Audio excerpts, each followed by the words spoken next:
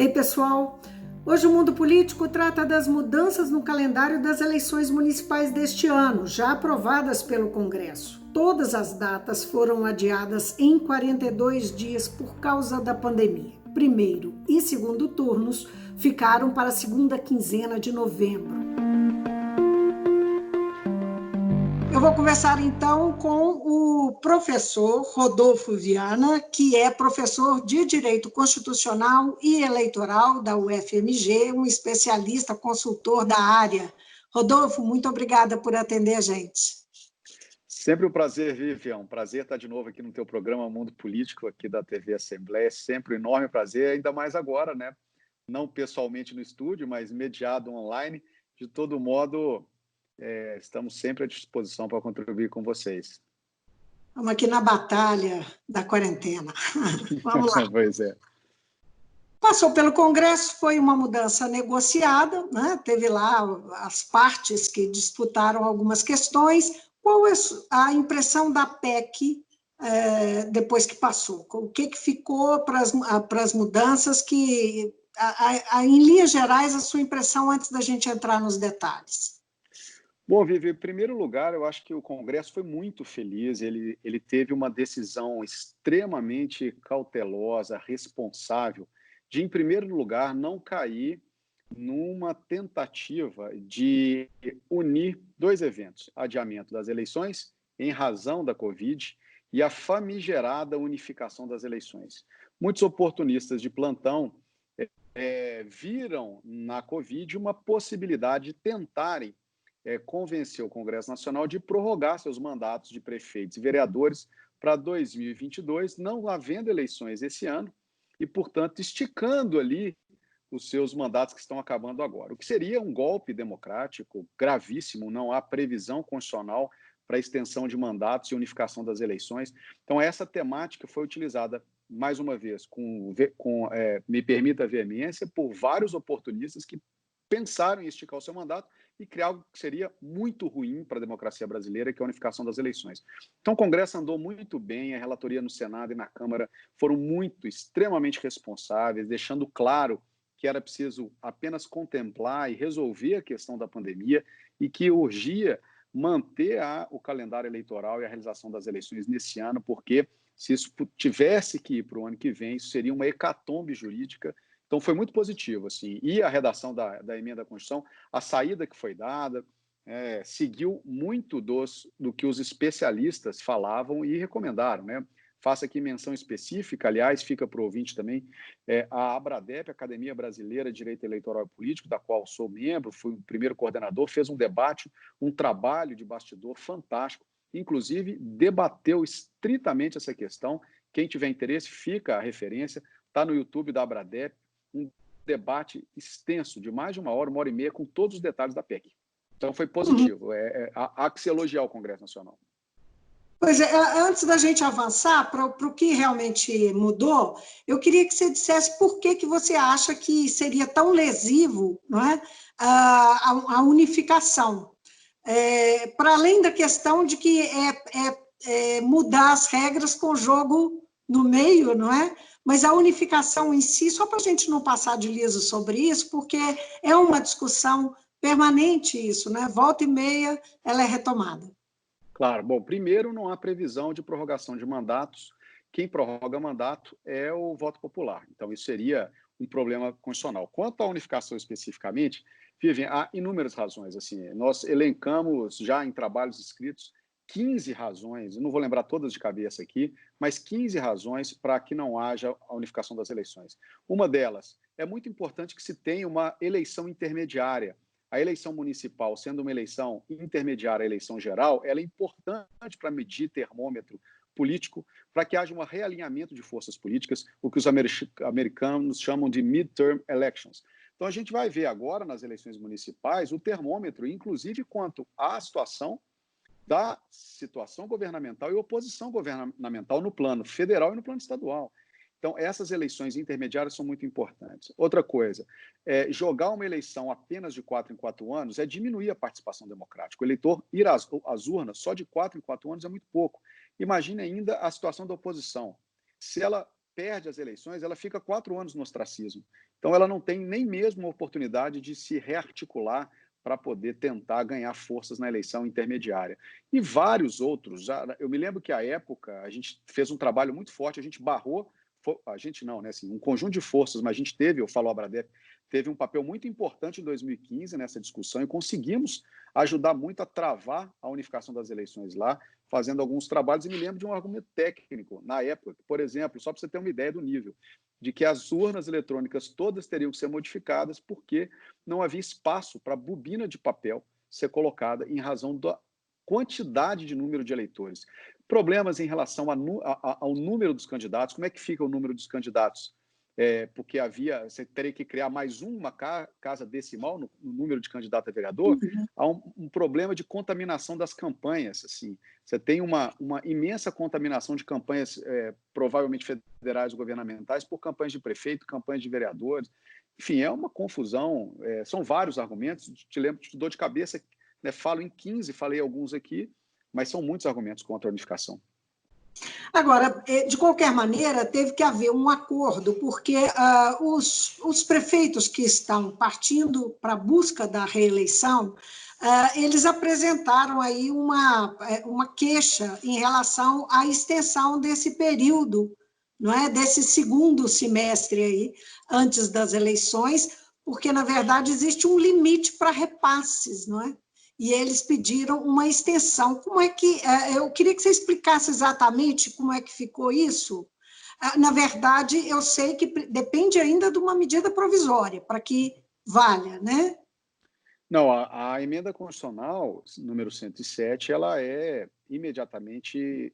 entra em vigor imediatamente. Ela foi publicada no dia 2 de julho e já está valendo. O que ela fez com os prazos? Grosso modo, tá? Grosso modo, ela fez o seguinte: vários prazos fixos do calendário eleitoral, ela repactuou. Então, como você mencionou, são 42 dias de adiamento, o que dá exatamente 6 semanas de adiamento, e, portanto, ela acabou fixando alguns dados que são importantes na cronologia do processo eleitoral em novas datas. Vou dar só um exemplo, está escrito lá na emenda constitucional, né, basta jogar SC 107 aí no Google e clicar naquela que tem a referência do Planalto que a gente tem. Por exemplo, convenções. As convenções seriam do dia 20 de julho ao dia 5 de agosto. Agora, elas são do dia 31 de agosto a 16 de setembro. Outro dado importantíssimo, que é o pedido de registro de candidatura, que antes podia ser feito até 15 de agosto e agora feito até 26 de setembro. E por aí vai, Vivian. O que é importante dizer? As descompatibilizações, que também são importantes, né? Propaganda Perfeito. eleitoral, está tudo nesse pacote.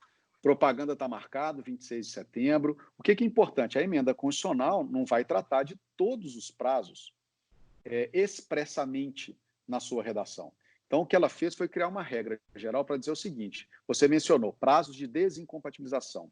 Os prazos de desincompatibilização que já tinham se esgotado, transcorridos antes da publicação da PEC, esses estão preclusos. Significa dizer o seguinte: não reabre mais. Um exemplo, tinha que estar filiado a partido político até 6 meses antes da eleição.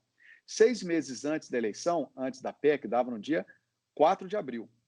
Quem não estiver filiado, quem não estava filiado, não se filiou até 4 de abril, não vai reabrir esse prazo para ele, até porque não daria, mas enfim, só para dar o exemplo. Aqueles também que estavam com prazo de 4 meses daria em junho, né? É isso, 4 meses daria em maio, 10. Mas enfim, qual que é a lógica geral? Os prazos que já transcorreram na vigência do cronograma anterior, esses não voltam mais. Então, aquele que, por exemplo, tendo que se desincompatibilizar 6 meses antes, não fez, ele não vai ter um sossego agora. Tá? Agora, só para fechar o raciocínio, todos os outros prazos de desincompatibilização que estavam ainda em aberto, esses são puxados para frente. Vou dar um exemplo muito concreto: desincompatibilização de servidores públicos.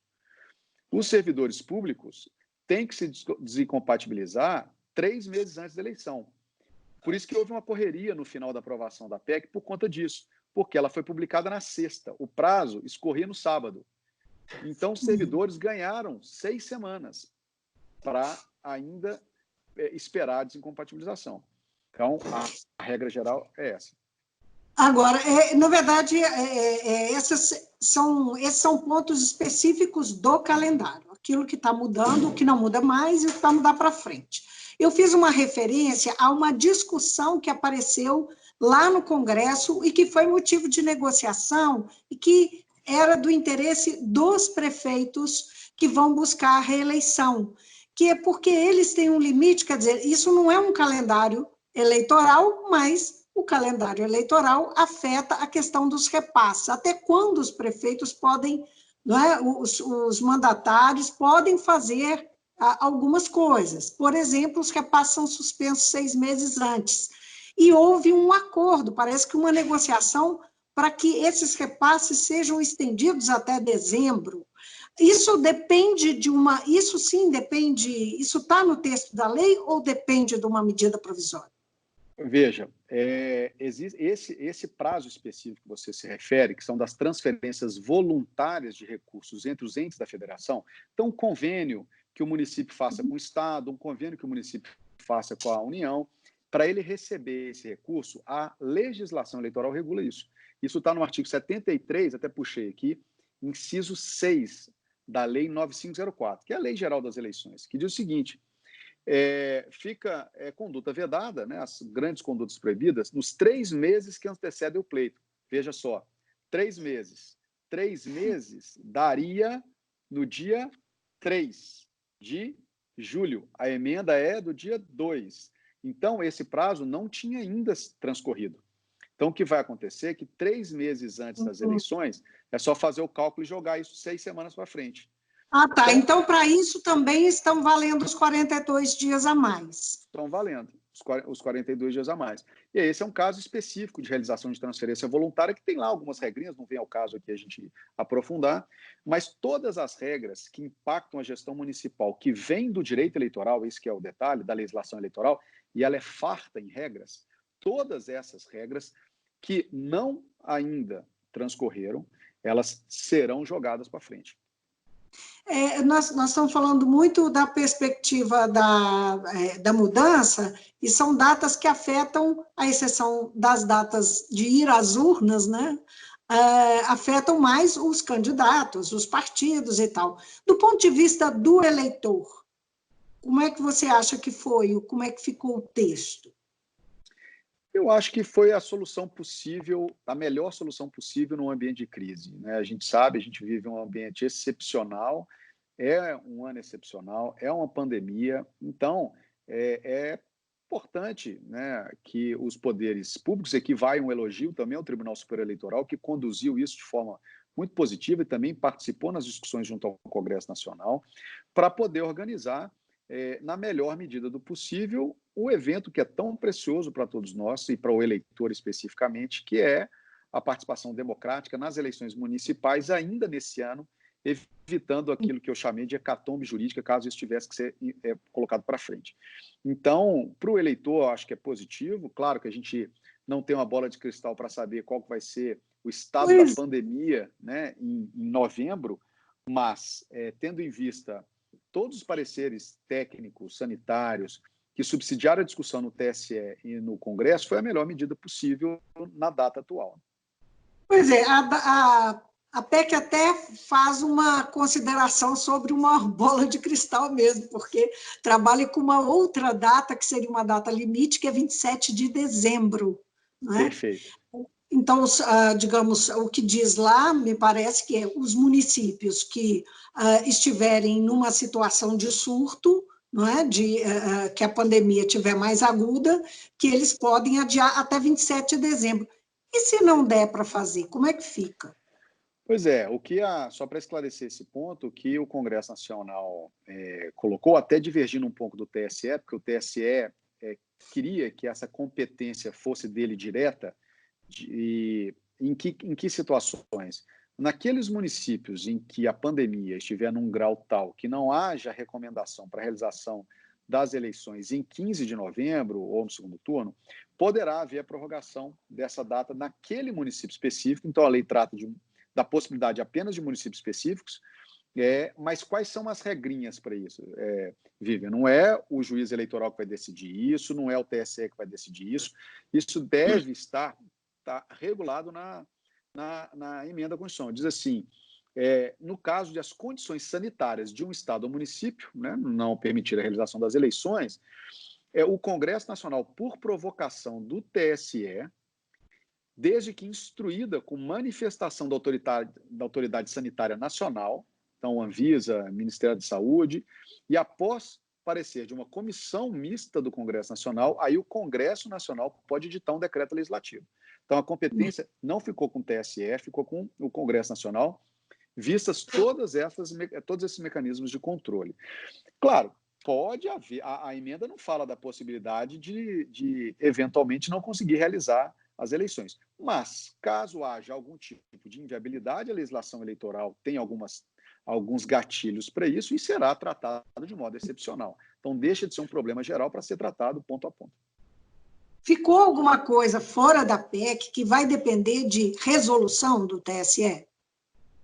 Olha, o TSE, claro que ele vai detalhar essas questões, né? O TSE, inclusive, tem na própria PEC, determina uma competência do TSE, por exemplo, está aqui, para ajustar prazos referentes à fiscalização, acompanhamento de programas de computador das urnas eletrônicas. A parte operacional, o TSE teve mais flexibilidade dada pela PEC para poder realizar. Então, digamos, a operação das eleições foi dado ao TSE, pela emenda, pelo Congresso Nacional, um poder maior para ele poder regulamentar essas questões.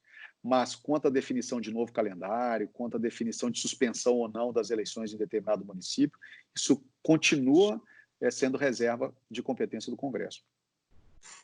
E a campanha, hein? As campanhas, não é? Porque, assim, essa é a questão que talvez esteja preocupando mais quem vai fazê-las, não é? Claro. É a situação que muda tudo, não é? Eu fico pensando nas pequenas cidades, onde as pessoas têm uma natural relação de proximidade por conta até geográfica, por circunstâncias geográficas, né? Será que realmente vai ser possível impor um distanciamento, cuidados, considerando a pandemia em plena campanha, e até que ponto a PEC trata disso ou não trata, isso vem em forma de resolução? Enfim, a gente vai estamos chegando, né, Vivian, num ambiente de campanha em que a campanha de rua não existe. Ou vai ser muito impactada. Claro que a realidade do Brasil é muito grande, certamente existirão municípios que terão campanhas de rua, já que o índice de Covid lá está baixo, então vai ter carreata, vai ter passeata, mas, grosso modo, claro que isso vai impactar, sobretudo nessas manifestações de rua, como panfletagem, como distribuição de santinho ou adesivo nos sinais, realização de passeata, carreata, né, passeata até menos, né?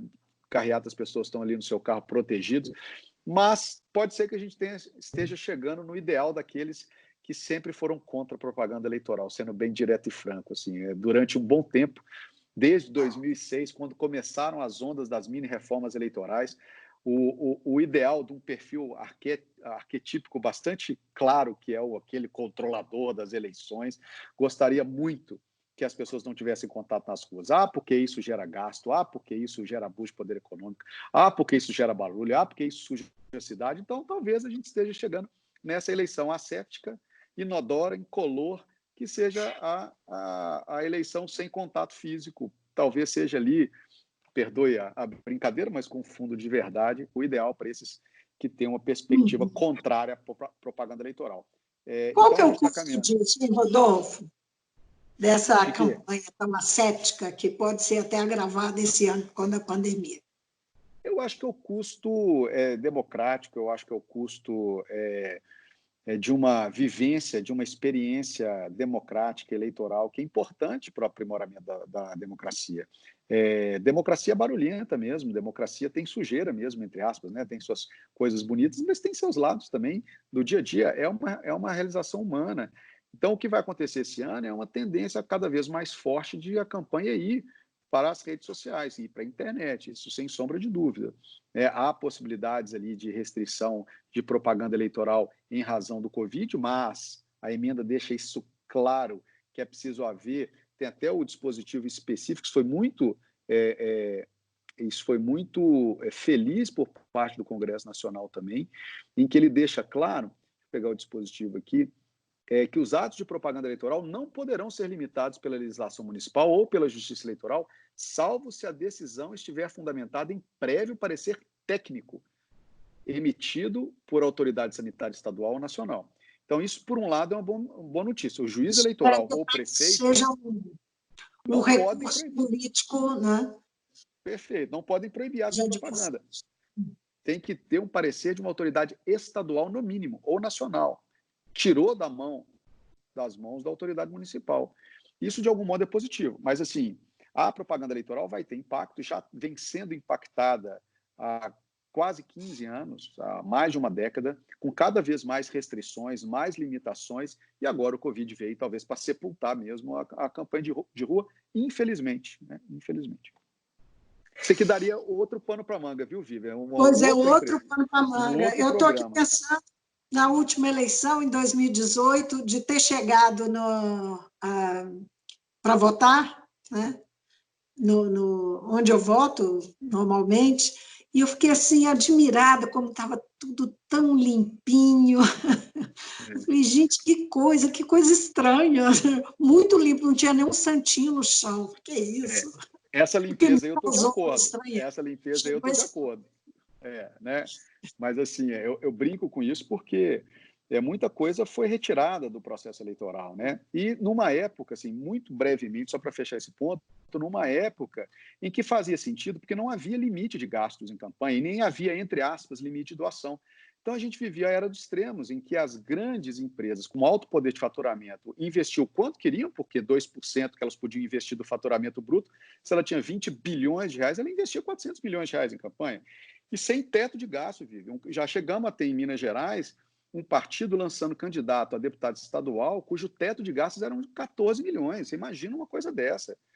É o jogo eleitoral expressando as desigualdades sociais do país, né? Perfeito. E agora, para fechar, a gente tem limite de gasto, a empresa não pode doar. Então, se a gente tem limite de gasto, se um candidato a deputado estadual pode gastar só R$1 milhão, por que ele não pode gastar R$1 milhão em showbiz, se ele quiser? Fica aí a provocação. E uma última coisa, a pandemia pode gerar uma flexibilização da obrigatoriedade do voto? Está ainda sendo considerado? Não, isso foi tratado expressamente no Congresso Nacional e afastaram essa discussão.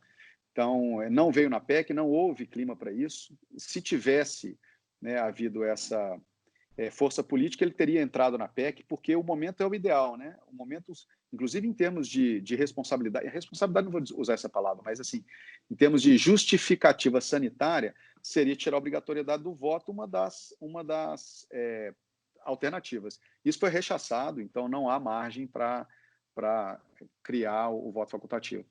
Mesmo quem está no grupo de risco?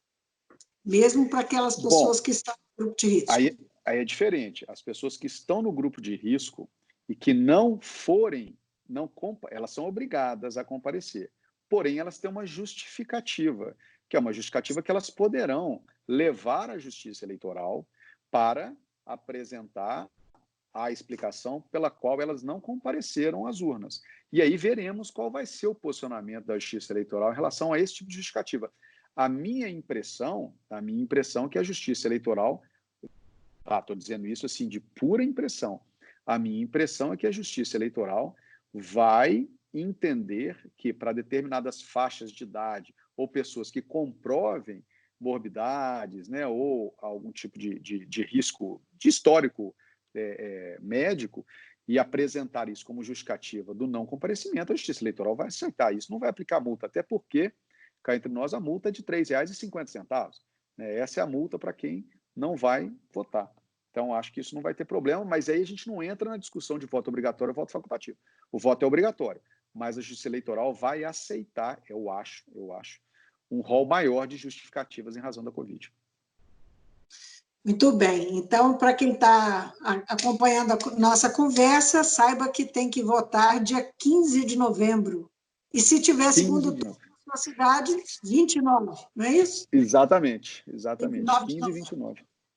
Perfeito. Isso, se não tiver nenhuma pandemia agravada por aí, que aí pode realmente ter uma No seu flexibilidade. município, exatamente, no seu município. Né? No município, né? Até 27 de dezembro. De dezembro.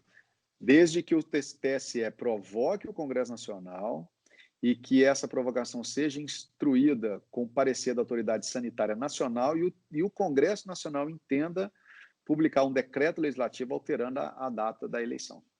Município por município. Município por município. Claro que, muito provavelmente, o que vai acontecer, chegando mais próximo, dia 15 de novembro, deve-se fazer um esforço nacional para saber se existem alguns, né, isso aí até é liderado pelo Ministério da Saúde, provavelmente, e pela Anvisa, ver uma lista de municípios que estão com a situação do Covid muito, né, agravada para justificar, inclusive instruir o próprio TSE nesse procedimento. E a gente fica aqui torcendo para que não, né, Rodolfo? Muito obrigada. Exatamente. Imagina, sempre um prazer.